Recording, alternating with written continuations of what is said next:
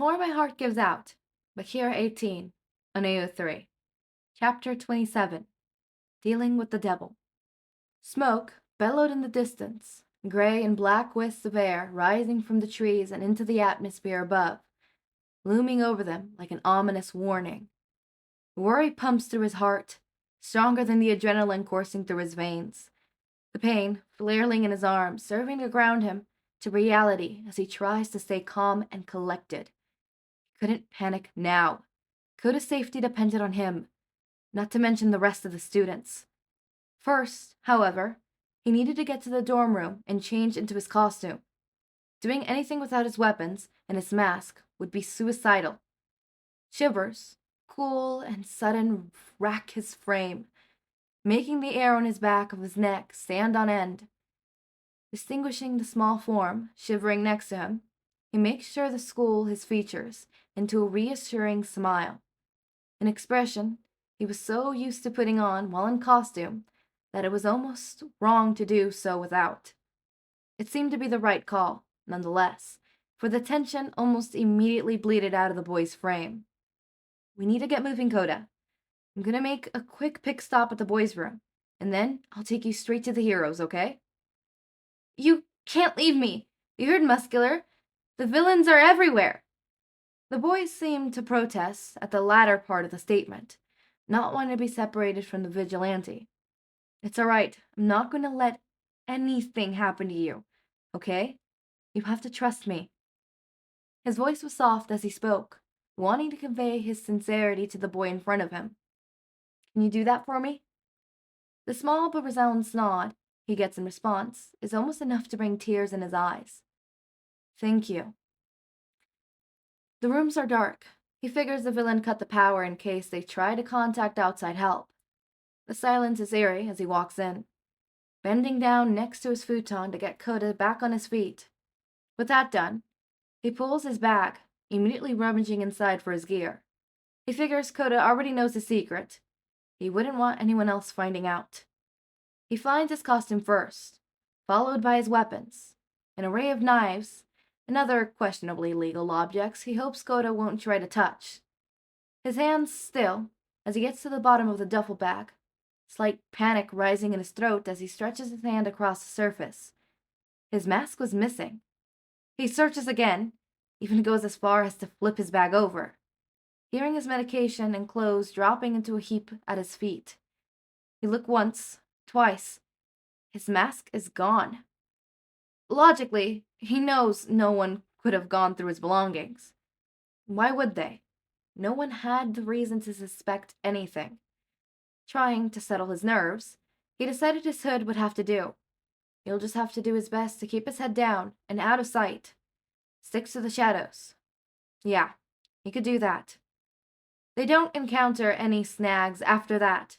In fact, it was just a few minutes later that he found himself fully equipped and ready for action. Koda's all gaze seemed to follow his every move, eyes intense and eager as he watched Izuku turn himself into the vigilante persona. Now, with the kid safely tucked on his back, and his Esmeralda rods firmly held in his grasp, he heads for the safest place he could think of for Koda, the Remedial Course building. The heat signatures there seem to be entirely familiar. His arms throb with every step he takes, as his muscles ache with the kid's added weight on his injured back. Each movement ignites a fire in his limbs, but he pushes through. It wasn't anything he wasn't used to. The forest blurs around them as his senses heighten in on the figure running towards them, Aizawa. He skids his feet across the dirt as he halts his sprint, boots catching on the pebbles and plants that adorn the wooden land floor.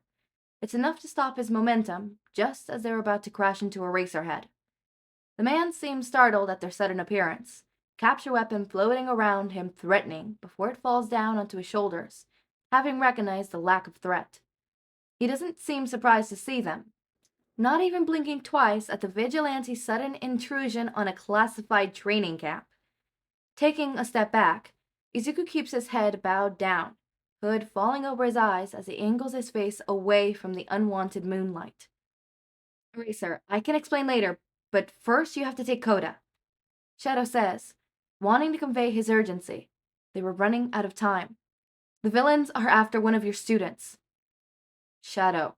Izuku doesn't let the man speak, however, electing to depositing the child into the hero's arms instead, his body already moving to a sprint in the opposite direction, a familiar explosive heat signature already appearing in his mind's eye. With my senses, I can find them better. I can get to them faster. Shadow. Aizawa's voice is firmer now, tone hard and serious. Izuku ignores him once again. You have to let me do this. Just take Koda to safety. He knows he sounds panic. He kind of is. His body aches, feeling like one giant bruise. His head's pounding, probably a concussion from the hits he took earlier. But he knows he could do this. He needs to. He's halfway out of the clearing when he hears Aizawa speak again. This time, he doesn't ignore it. He can't. Izuku. The name is uttered quietly, softer than Izuku ever heard Aizawa speak before. Nonetheless, the words seem to echo around them, ringing in the following silence, like a distant siren call.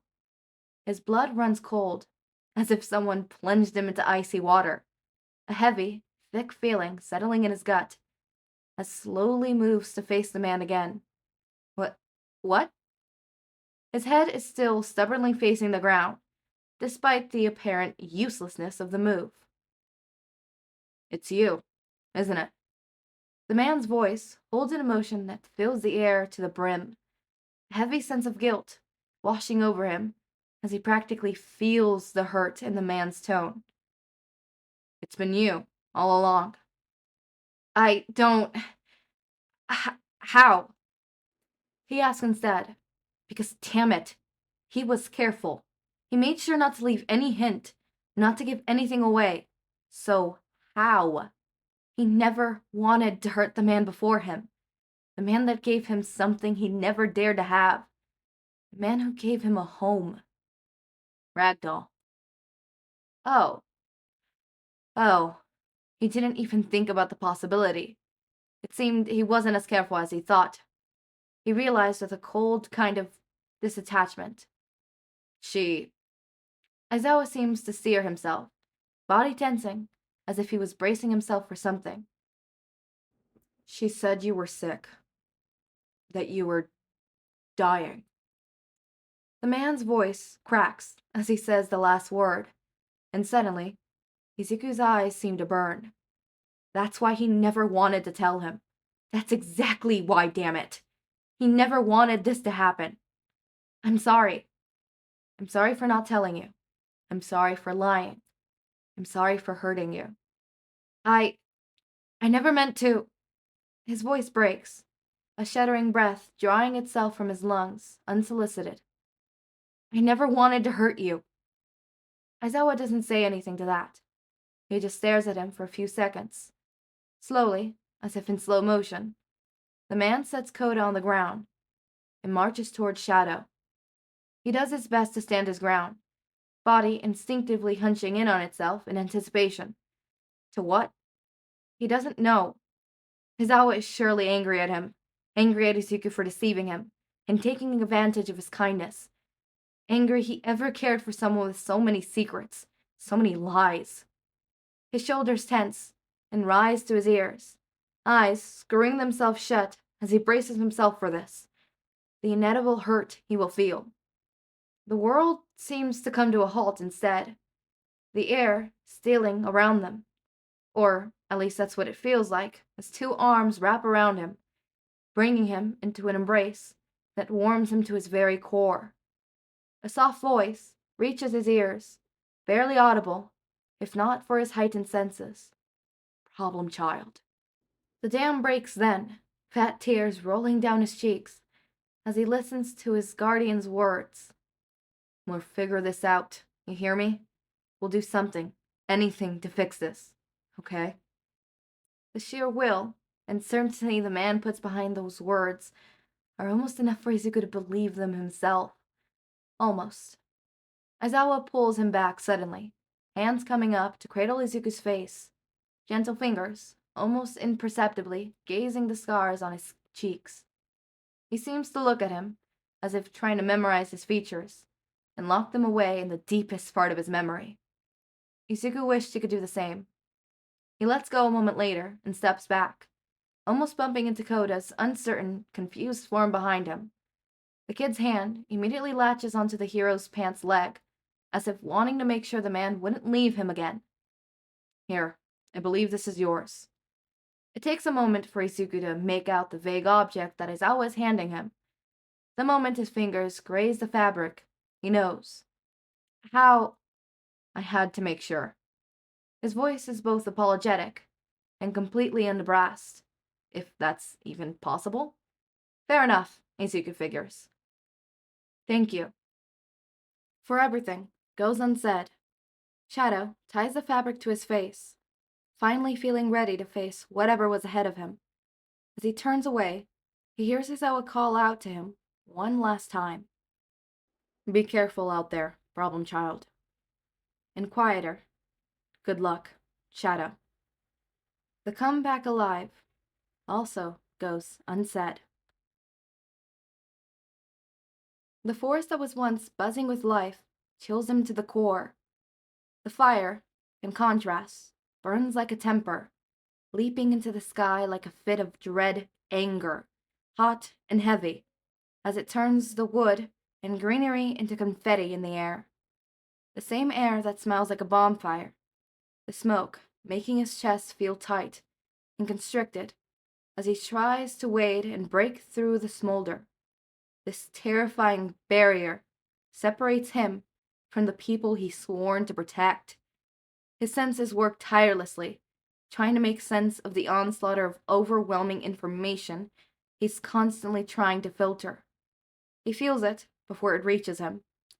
He just barely moves out of the way as a knife embeds himself into a tree trunk a few feet in front of him. He feels the blood trickle down from the gash on his cheek. It seems it still managed to graze him. Ignoring the slight sting that embraces from the wound, he turns around, immediately identifying a female figure running through the foliage towards him. Her movements are swift as he charges at him. Shadow! She shouts the moment she gets close enough to see him. Lucky! Flipping his body, he jumps out of the way as she makes another swipe for him, this time with a sharper and bigger knife.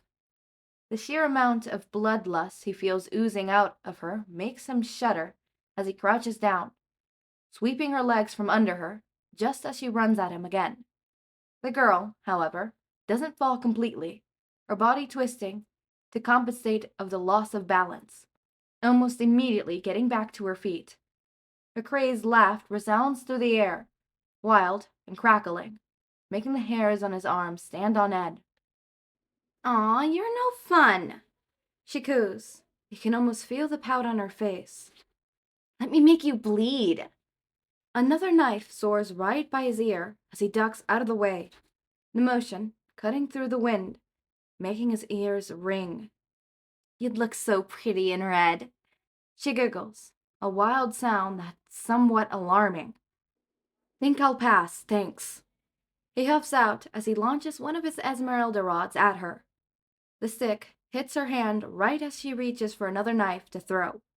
The sound of the weapon clinking to the ground is drowned out by her screams as she shakes her hand, trying to dispel the pain. I prefer green, you know? Makes my eyes pop. He adds, rushing to retrieve his rod, gesturing to his costume abruptly. Her energy, while insane and slightly demented, was contagious. The repeated failure didn't seem to deter her. He has to hand it to her. She doesn't give up easily.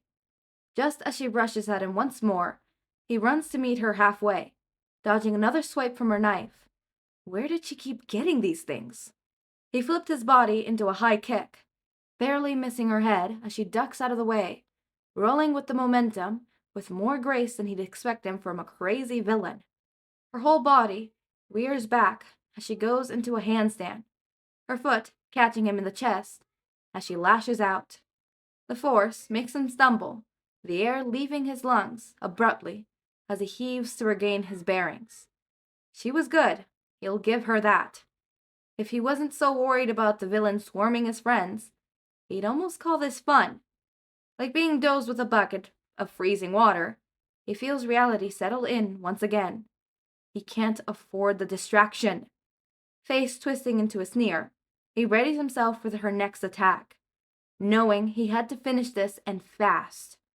As he predicted, the girl immediately goes for another full-body lunge, her knife held distinctively in her right hand as she rushes at him.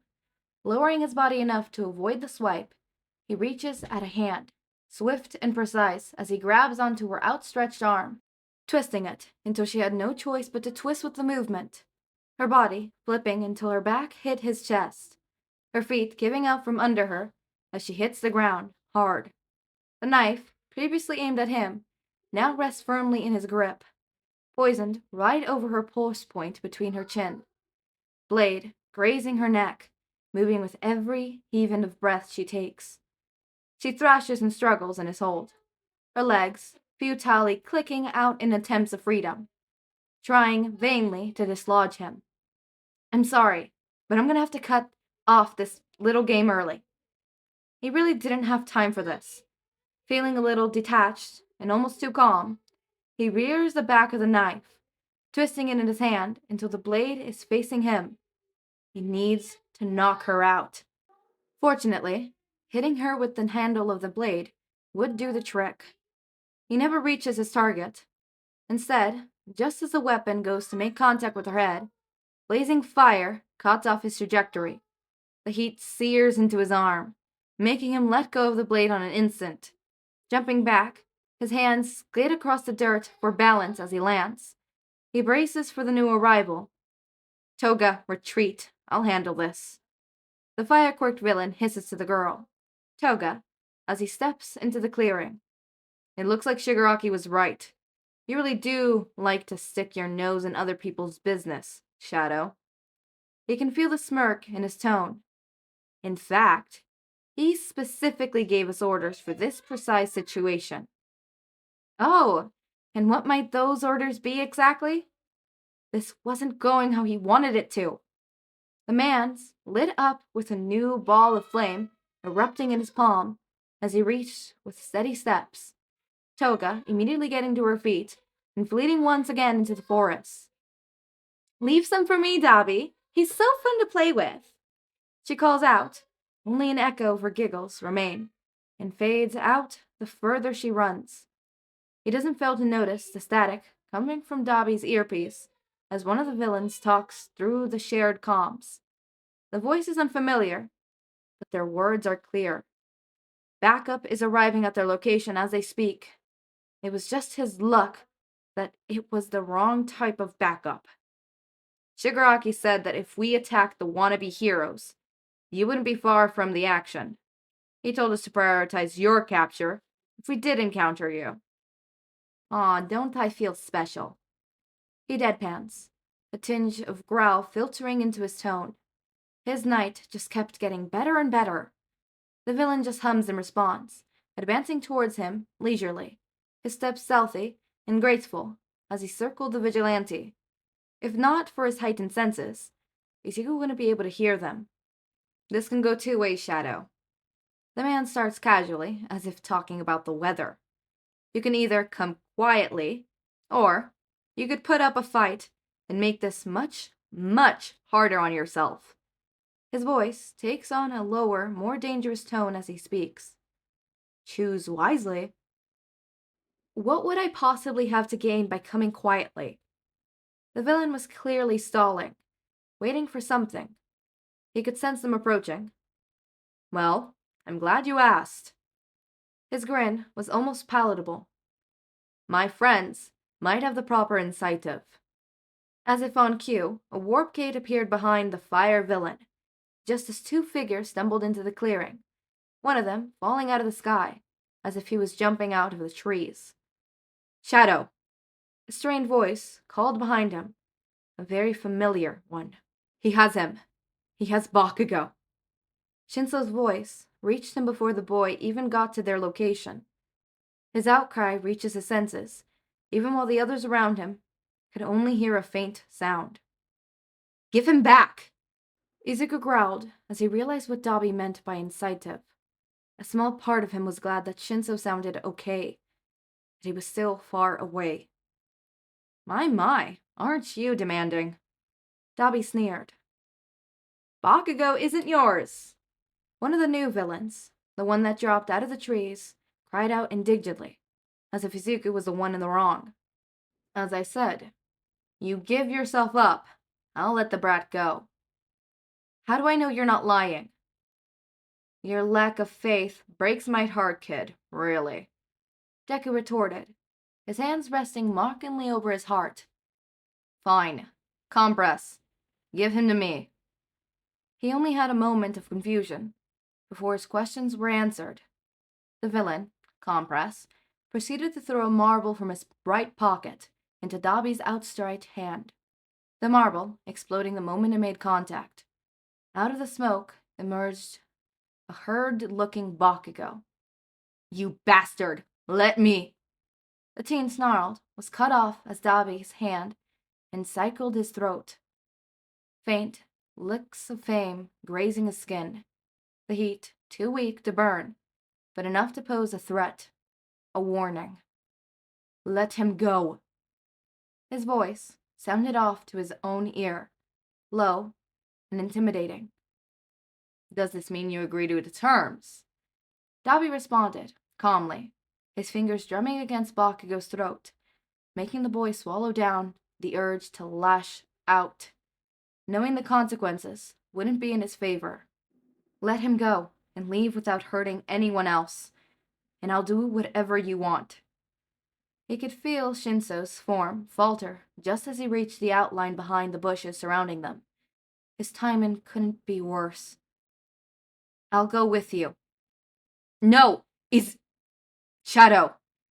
No, you can't do this. Shinsou wasn't alone.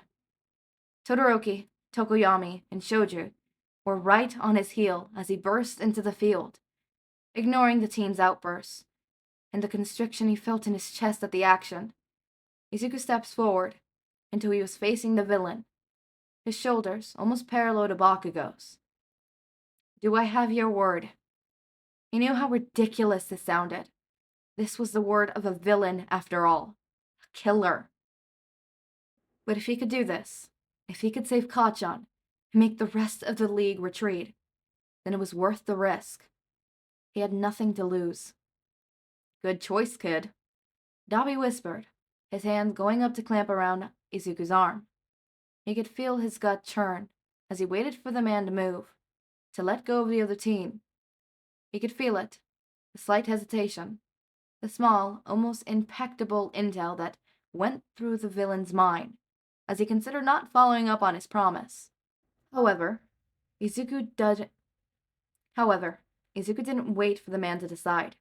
Moving faster than he himself thought possible, he twisted in the man's grip, pushing Bakugo out of the death hold just as the villain's hand lit fire. The hero student stumbled and fell under the force of the push, eyes widening as he realized what had happened.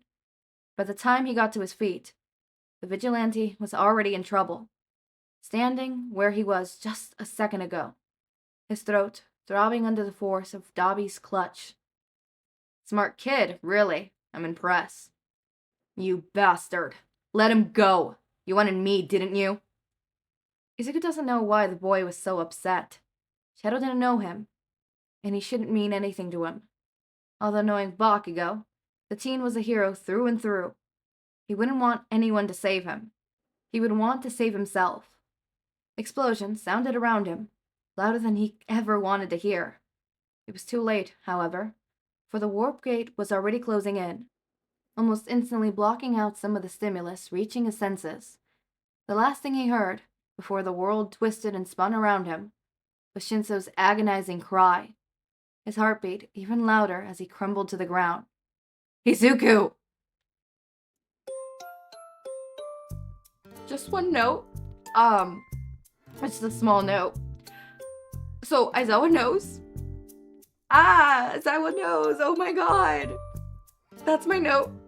I hope you guys are all having a good day. As always, my raindrops, make sure to eat, sleep, drink water, take your meds, have a wonderful day or night. Link to my Discord server and socials are down in the description. Subscribe to see more of my content, and thank you so much for watching.